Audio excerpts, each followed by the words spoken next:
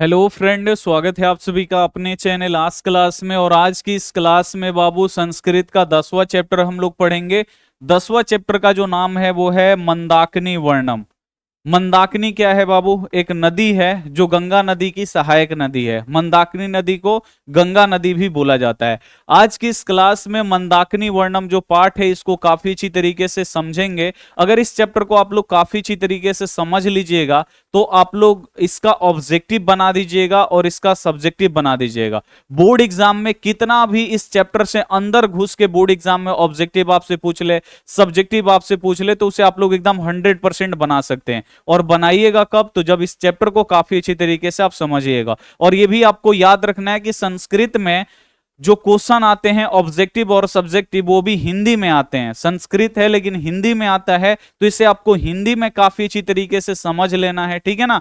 और अगर आप लोग समझ लीजिएगा तो फिर ऑब्जेक्टिव और सब्जेक्टिव बना ही लीजिएगा, ठीक है ना। मंदाकिनी वर्णम पाठ है, इसको आइए हम आपको काफी अच्छी तरीके से समझाते हैं। और जो भी बच्चे वीडियो को लाइक नहीं किए हैं प्लीज आप लोग वीडियो को लाइक कर दीजिए। और जो भी बच्चे चैनल को सब्सक्राइब नहीं किए हैं चैनल को सब्सक्राइब करके साथ में जो सब्सक्राइब जैसे ही करिए बेल आइकन आएगा, बेल आइकन को आपको दबाना है। बेल आइकन जैसे ही दबाइएगा ये नोटिफिकेशन आएगा, इसको आपको ऑल पे कर लेना है। जैसे ही आप लोग ऑल पे करिएगा ये नोटिफिकेशन वाला इस प्रकार से हो जाएगा। अगर आप लोग इस प्रकार से चैनल को सब्सक्राइब कर लीजिएगा तो जब भी हम लाइव क्लास करवाएंगे तो आपके पास नोटिफिकेशन जाएगा और उस नोटिफिकेशन को सीधे क्लिक करके आप लोग हमारे लाइव क्लास में जुड़ सकते हैं। और जो भी बच्चे अभी तक हमारे व्हाट्सएप ग्रुप में नहीं जुड़े हैं आप लोग जुड़ जाइए। ये हमारा व्हाट्सएप नंबर है। सबसे पहले ये नंबर आपको सेव कर लेना है और आपको इस व्हाट्सएप अपना खोलना है और इस नंबर पे आपको मैसेज कर देना। मैसेज कर दीजिएगा सर ग्रुप में जोड़ दीजिए, तो इस प्रकार से लिंक जाएगा और आप सभी बच्चे लिंक को दबा के ज्वाइन हो जाइएगा ताकि जब भी लाइव क्लास हो तो आपके पास नोटिफिकेशन पहुंचता रहे। चलिए क्लास को बाबू हम यहाँ पे शुरू करते हैं। यहाँ पे ये संस्कृत में लिखा गया है, इसको हिंदी में समझना बहुत ही ज्यादा जरूरी है, तो इसको हम आपको हिंदी में काफी अच्छी तरीके से समझाएंगे टाइम व्यर्थ ना करते हुए। चलिए यहां पे लिखा गया है प्रस्तुत पाठ यानी प्रस्तुत पाठ वाल्मीकि रामायणस्य अयोध्या कांडस्य यहाँ पे पंचनवती तमात सर्ग संकलित। यहां पे लिखा गया है कि जो प्रस्तुत पाठ है वो वाल्मीकि रामायण से यानी वाल्मीकि रामायण के अयोध्या कांड के 95 सर्ग से संकलित किया गया है। यानी जो ये मंदाकिनी वर्णम पाठ है बाबू ये कहां से लिया गया है? अयोध्या कांड। अब भाई अयोध्या कांड क्या है? तो अयोध्या कांड आपको पता है ना कि रामायण में बहुत सारा कांड है। अयोध्या कांड में बाबू क्या होता है? तो राम जी को वनवास का श्राप मिलता है इनके मां के द्वारा। 14 वर्ष का वनवास मिलता है, ठीक है ना। और वनवास जब राम जी को मिलता है तो इनकी जो धर्म पत्नी है सीता जी वो भी बोलती हैं कि हम आपको अकेले नहीं छोड़ेंगे, हम भी वन में जाएंगे। फिर इनके जो भाई हैं लक्ष्मण जी वो भी बोलते हैं कि भैया हम भी आपके बगैर नहीं रह सकते, हम भी आपके साथ जाएंगे, ठीक है ना। तो वनवास जब इनको वनवास होता है ना तो ये जो तीनों लोग हैं राम जी, सीता जी, लक्ष्मण जी, ये तीनों जो लोग हैं ये वन में निकल जाते हैं। वन यानी होता है जंगल, जंगल में जाके रहना है 14 साल तक, तो ये वनवास जाते हैं। तो वनवास जाते हैं ना तो एक जगह मिलता है जिसका नाम है चित्रकूट और वहीं पे है बाबू मंदाकिनी नदी। इसी नदी की खूबसूरती के बारे में सीता जी को बताए हैं। तो बस ये किससे संबंधित है? तो ये रामायण से संबंधित है, यानी जिसमें राम जी, सीता जी, लक्ष्मण जी किस में है? तो रामायण में। रामायण के बाबू ये किस कांड में है? तो आपको याद रखना है अयोध्या कांड में। और किस सर्ग में है? ये किस सर्ग में लिखा गया है यानी पेज नंबर होता है, किस सर्ग में है बाबू? तो ये 95 सर्ग में है। कितने है? तो 95 सर्ग से ये जो पाठ है मंदाकिनी वर्णम वो लिया गया, यानी सीधे ये रामायण से लिया गया है, ठीक है ना।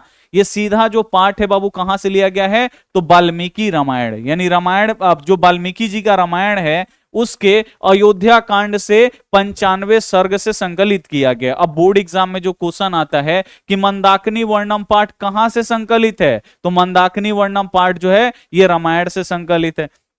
बोर्ड एग्जाम में आएगा, मतलब मंदाकिनी वर्णम पाठ फिर बोलेगा किस किस कांड से संकलित है। तो मंदाकिनी वर्णम पाठ जो है बाबू किस कांड से संकलित है, तो अयोध्या कांड से संकलित है। मंदाकिनी वर्णम पाठ रामायण के किस सर्ग से लिया गया, ऐसे क्वेश्चन आता है। तो मंदाकिनी वर्णम जो पाठ है बाबू वो किस सर्ग से लिया गया है, तो ये 95 सर्ग यानी 95 पेज से ये लिया गया है, ठीक है ना, इसे संकलित किया गया है। वनवास प्रसंग में राम सीता और लक्ष्मण के साथ चित्रकूट पहुंचते हैं। जब राम जी को वनवास होता है, यानी वनवास का मतलब हुआ वन माने जंगल, वास यानी उसमें रहना, जंगल में जाके जब रहने के लिए बोला जाता है 14 साल के लिए, तो जब राम जी को वनवास होता है तो उनके साथ राम जी के साथ सीता जी और साथ में लक्ष्मण जी, राम जी सीता जी और लक्ष्मण जी के साथ तीनों लोग बाबू कहां पे पहुंचते हैं, चित्रकूट, एक जगह है चित्रकूट, वहां पे पहुंचते हैं। तो बोर्ड एग्जाम में बाबू क्वेश्चन आता है कि वनवास प्रसंग में राम जी सीता जी लक्ष्मण जी कहां पहुंचते हैं, ये ऑब्जेक्टिव आता है।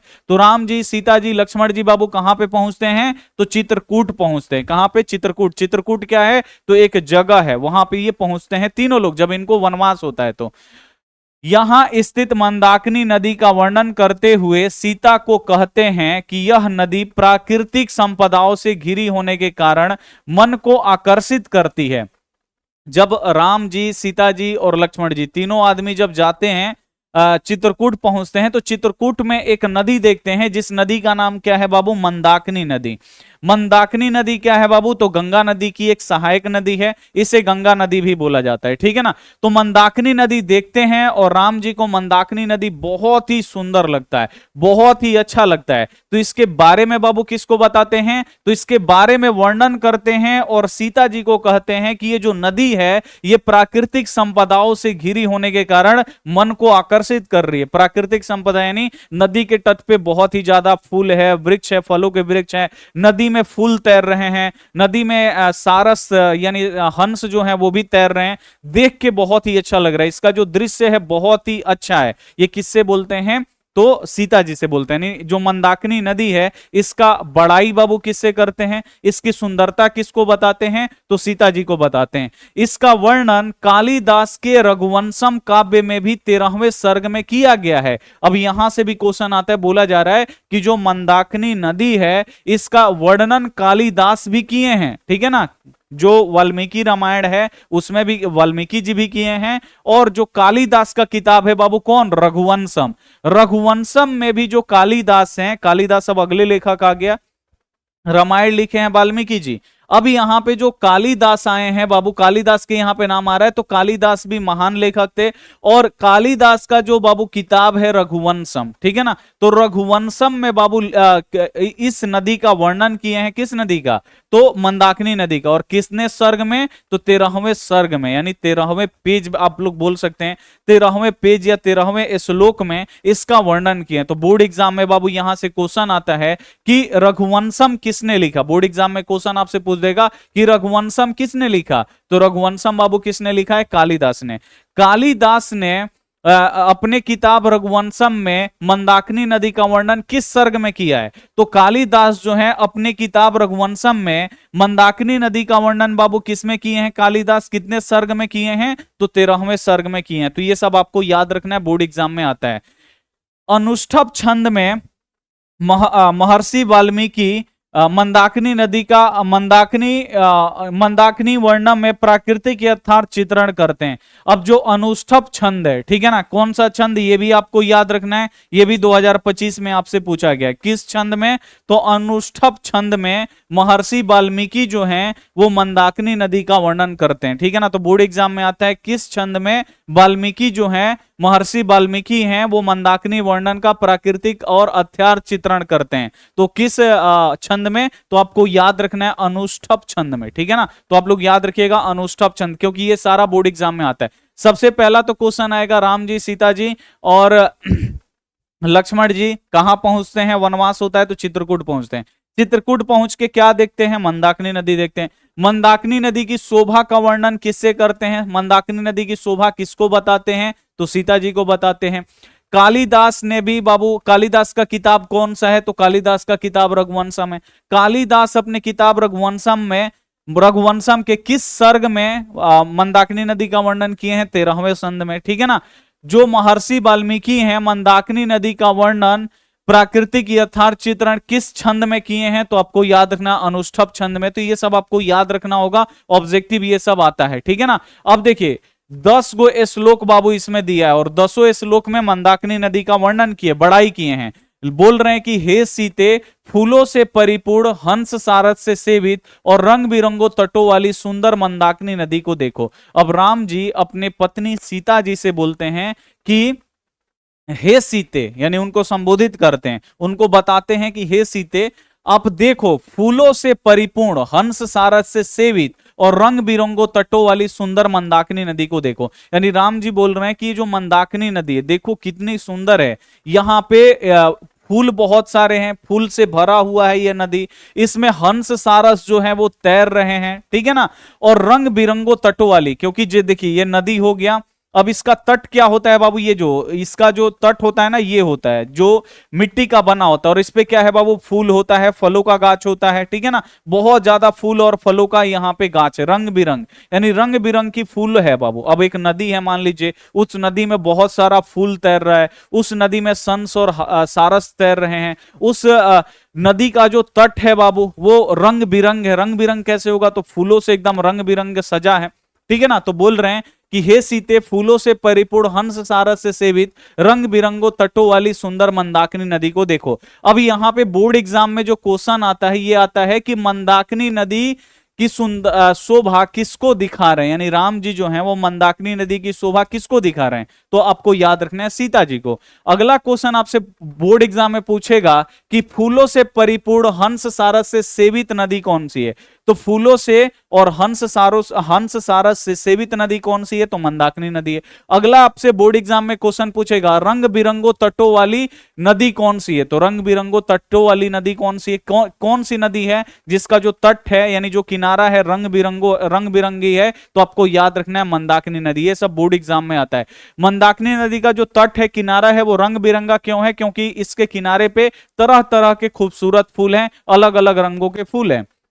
अब अगला श्लोक में बाबू बोलते हैं कि हे सीते, अनेक प्रकार के फलों फूलों और वृक्षों से घिरा हुआ किनारा राजाओं के सरोवर यानी तालाब के समान भी जगह प्रतीत होता है। यानी जो राजा जो लोग होते हैं ना, उनका जो तालाब होता है उसको पूरा सजा के रखते हैं, लाइट वाइट लगा के रखते हैं, अलग मतलब किनारे पे एकदम फूल लगा के रखते हैं, फल लगाते हैं अच्छे अच्छे, ठीक है ना।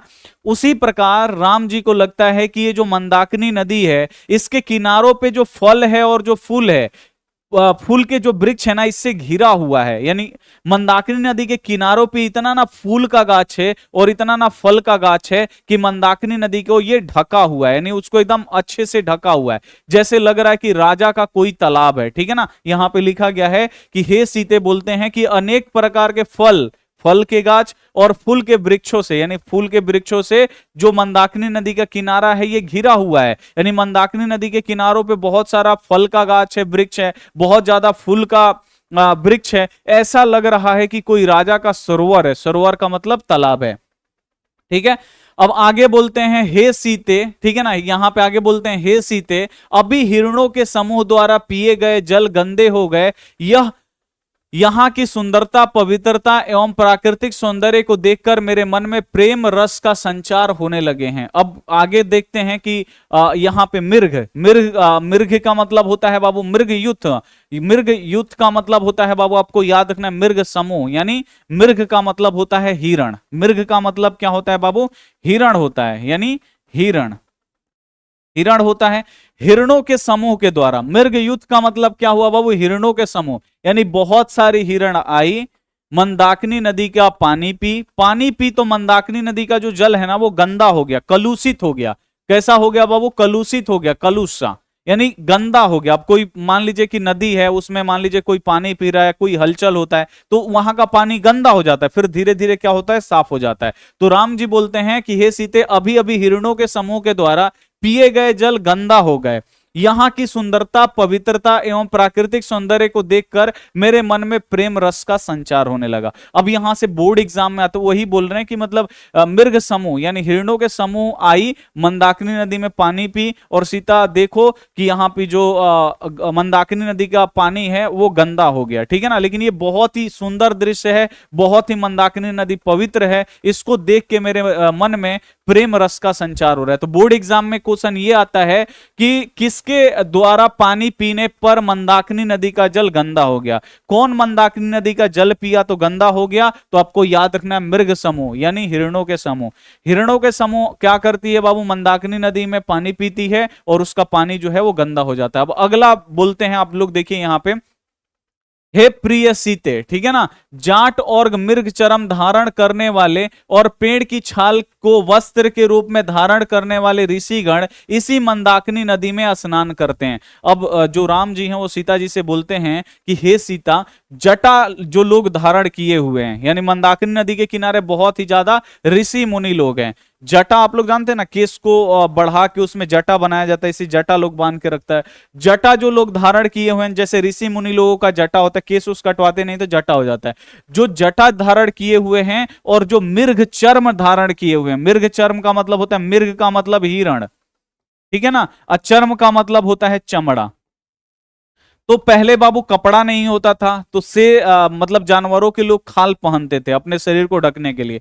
तो जितने भी ऋषि मुनि हैं जो जटा बढ़ाए हैं, जो हिरणों के चर्म यानी चमड़े को धारण किए हुए हैं वस्त्र के रूप में, या पेड़ पौधों के छालों को जो वस्त्र, जैसे केला का पत्ता हो गया, या बहुत सारे लोग पहले पत्ता लपेट लेते थे, ठीक है ना। तो हे प्रिय, हे सीते, यहां पे लिखा गया कि जो लोग जटा धारण किए हुए हैं, जो हिरणों के चमड़ों को पहने हुए हैं वस्त्र के रूप में, और जो पेड़ के छालों को वस्त्र के रूप में पहने हुए हैं, वैसे ऋषिगण क्या करते हैं, इसी मंदाकिनी नदी में स्नान करते हैं।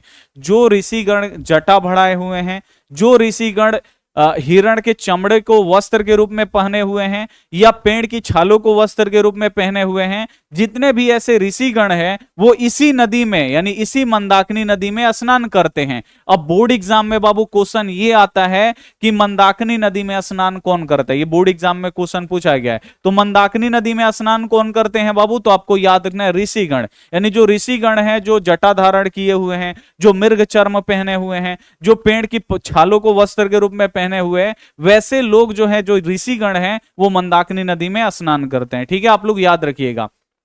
आगे लिखा गया है हे विशालाक्षी, यानी विशाल नयनों वाली, यहां पे लिखा गया है विशालाक्षी। अब सीता जी को राम जी यहां पे बोलते हैं विशालाक्षी। तो यहां पे बोर्ड एग्जाम में आता है कि विशालाक्षी किसे कहा गया है। विशालाक्षी का मतलब होता है विशाल नयनों वाली, विशाल नयनों वाली यानी बड़ी बड़ी आंखों वाली, यानी सीता जी हैं तो उनका आंख जो है वो बड़ा बड़ा था, ठीक है ना। तो राम जी बोलते हैं हे विशालाक्षी, विशालाक्षी यानी बड़ी बड़ी नयनों वाली, विशाल नयनों वाली, ठीक है ना। तो यहाँ पे जो राम जी हैं ये संबोधित करते हैं सीता जी को कि हे विशालाक्षी, यानी हे विशाल नयनों वाली सीता, यानी हे बड़ी बड़ी आंखों वाली सीता। ये श्रेष्ठ तथा प्रशंसनीय व्रत रखने वाले ऋषि मुनि लोग अपनी बाहों को ऊपर उठाए हुए सूर्य की उपासना में लगे हैं। बोलते हैं कि हे विशालाक्षी सीते, यानी हे बड़ी बड़ी आंखों वाली सीते। यहां पे देखिए जो भी ऋषिगण है ना, वो नदी में स्नान करके अपनी भुजाओं को ऊपर उठा के किसकी उपासना करते हैं, तो भगवान सूर्य की यहां पे उपासना करते हैं। सूर्य को क्या बोला जाता है, आदित्य। तो यहां पे आपको देता है किसकी पूजा करते हैं, तो आदित्य की पूजा करते हैं। आदित्य का मतलब होता है सूर्य, यानी सूर्य भगवान का यहां पे पूजा करते हैं। अब बोर्ड एग्जाम में दो क्वेश्चन यहां से आता है। पहला तो क्वेश्चन आएगा राम जी विशालाक्षी किसे बोले हैं, तो राम जी बाबू विशालाक्षी किसे बोले हैं, सीता जी को। या बोर्ड एग्जाम में आएगा विशालाक्षी किसे कहा गया है, सीता जी को। विशालाक्षी का अर्थ क्या होता है, तो बड़ी बड़ी नैनों वाली, आंखों वाली, ठीक है ना, ये आप लोग याद रखिएगा। दूसरा क्वेश्चन आपसे पूछेगा कि जो ऋषि मुनि लोग हैं ये किसकी उपासना करते हैं, यानी ऋषि मुनि लोग जो हैं ये अपनी बाहों को उठा के, ठीक है ना, यानी ऋषि मुनि जो लोग होते हैं अपनी बाहों को उठा के बाबू किसकी प्रशंसा, किसका बाबू यहाँ पे व्रत करते हैं, तो आपको याद ना आदित्य नाम यानी सूर्य की।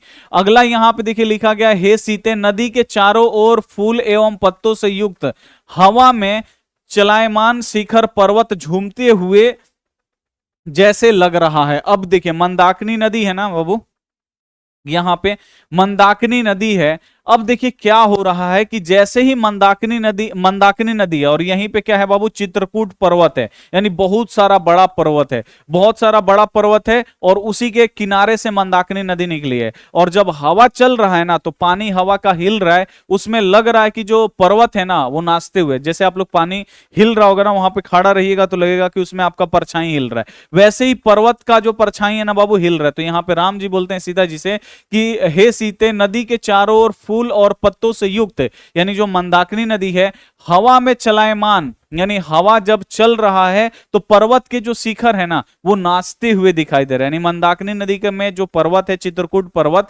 चित्रकूट पर्वत के किनारे से ही मंदाकिनी नदी बहती है। तो बोर्ड एग्जाम में क्वेश्चन पूछ देता है किस पर्वत के निकट से मंदाकिनी नदी बहती है, तो चित्रकूट पर्वत के निकट से मंदाकिनी नदी बहती है। और चित्रकूट पर्वत जो है ना वो मंदाकिनी नदी में जब हवा बहता है तो मंदाकिनी नदी में देखा जाता है तो उसका जो शिखर है ना, यानी जो सबसे ऊपर वाला है, वो नाचते हुए प्रतीत होता है। तो बोर्ड एग्जाम में क्वेश्चन आता है कि नाचते हुए कौन प्रतीत होता है, तो पर्वत, कौन सा पर्वत, तो चित्रकूट पर्वत, इसे आपको याद रखिएगा। हे सीते, मणि जैसे निर्मल जल वाली मंदाकिनी को देखो, जिसकी कहीं तटे सजी धजी हैं और कहीं ऋषि मुनियों से भरी हुई है। अब बोलते हैं कि जो बोलते हैं सीता जी के, हे सीते देखो कि जो ये मणि जैसे चमकने वाली, यानी मणि जैसे चमकता है ना दम चम चम चम, वैसे ही मंदाकिनी नदी का जो जल है वो चमक रहा है। तो मणि जैसे चमकने वाली मंदाकिनी नदी को देखो, जहां पे मंदाकिनी नदी के जो तट है फूलों से फलों से सजा धजा है, तो कहीं ऋषियों से सजा धजा है, क्योंकि मंदाकिनी नदी के किनारे ऋषि मुनि लोग बहुत से रहते हैं। अब अगला दिया है कि हे सीते, वायु द्वारा उड़ाए गए फूल समूह को देखो, जो दूसरी तरफ जल के बीच में तैरते हुए फूलों को ढेरों को देखा। बोल रहे हैं यहाँ पे राम जी सीता जी से कि हे सीते, अब आप देखो कि यहाँ पे वायु के द्वारा जो फूल उड़ाए गए हैं, यानी वो क्या हो रहा है कि बीच में जाके एक जगह पे इकट्ठा हो रहा है, और जो फूल है ना वो जल के बीच में तैर रहा है, ठीक है ना। आगे यहां पे लिखा गया है हे कल्याणी। अब यहां पे सीता जी को राम जी कल्याणी भी बोलते हैं, तो आपको याद रखना, पहले क्या बोले थे, विशालाक्षी बोले थे, विशाल नयनों वाली, बड़ी बड़ी आंखों वाली। अब यहाँ पे हे कल्याणी बोला गया। तो ये भी बोर्ड एग्जाम में आएगा कि राम जी सीता जी राम जी किसे कल्याणी बोले हैं, तो कल्याणी का मतलब कल्याण करने वाली, यानी सीता जी को बोले हैं।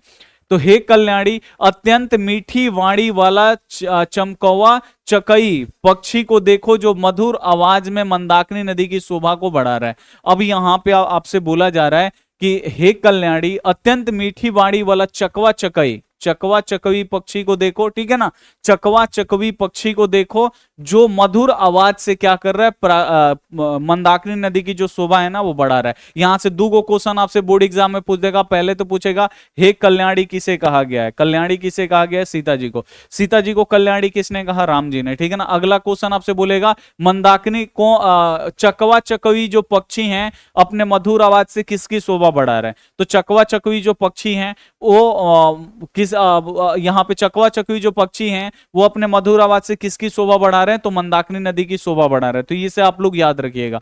अगला जो है बोल रहे हैं हे शोभने। अब तीसरी बार, पहले बोलते हैं हे विशालाक्षी यानी हे बड़ी बड़ी आंखों वाली, दूसरी बार बोल रहे हैं हे कल्याणी, तीसरी बार यहाँ पे बोलते हैं हे शोभने, ठीक है ना, सीता जी को बोलते हैं हे शोभने। यह चित्रकूट और मंदाकिनी नदी के दृश्य का दर्शन जो हो रहा है, यह दृश्य तुम्हारे द्वारा किया गया अन्य दृश्यों के दर्शन से अधिक सुंदर माना जाएगा। अब राम जी बोलते हैं सीता जी से कि आज तक हम लोगों ने जितना भी दृश्य देखे हैं उनमें सबसे सुंदर मंदाकिनी नदी और चित्रकूट को माना जाएगा। यानी राम जी बोलते हैं सीता जी से कि हे शोभने, यानी आज तक जितने भी हम लोग दृश्य को देखे हैं उनमें सबसे अच्छा दृश्य अब ये माना जाएगा, ठीक है ना। तो यहाँ पे बोर्ड एग्जाम में क्वेश्चन आता है कि हे कल्याणी किसे बोला गया सीता जी को, हे शोभने किसे बोला गया सीता जी को, तो ये सब आपको याद रखना। हे विशालाक्षी किसे बोला गया है, तो सीता जी को, ये सब आपको याद रखना है, ठीक है।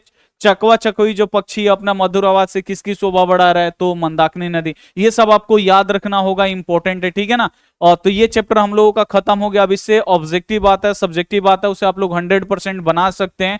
और अगर आपको पीडीएफ नोट्स खरीदना है सभी विषयों का, ठीक है ना, तो एक बार में आपको सब नहीं मिलेगा, जैसे जैसे हम आपको पढ़ाते जाएंगे वैसे वैसे पीडीएफ और नोट्स आपको मिलते जाएगा और आप लोग जिरक्स कर लीजिएगा। तो आपको क्या करना है, प्ले स्टोर से आज क्लास ऐप आपको डाउनलोड कर लेना है। डाउनलोड करिएगा, तो फिर बाबू उसमें अगर आप नए स्टूडेंट हैं तो लॉगिन आएगा, रजिस्टर करने के लिए आएगा, तो नया स्टूडेंट है तो रजिस्टर कर लीजिएगा, ठीक है ना, नाम ईमेल मोबाइल नंबर डाल के रजिस्टर करके, और उसके बाद बाबू क्या कर लीजिएगा आप 499 में आपका आएगा पूरा पीडीएफ नोट्स, इसे आप लोग खरीद सकते हैं, जिरक्स करवा के आप लोग पढ़ सकते हैं, ठीक है ना। तो आप लोग जरूर लक्ष्य 450 बैच ज्वाइन कर लीजिएगा, पीडीएफ नोट्स इसमें सारा चीज आपका अवेलेबल है, आपको मिलेगा। तो चलिए मिलते हैं हम आपसे अगली क्लास में, तब तक अपना ध्यान रखिए, मन लगा के पढ़ाई करिए, टेक केयर एंड बाय।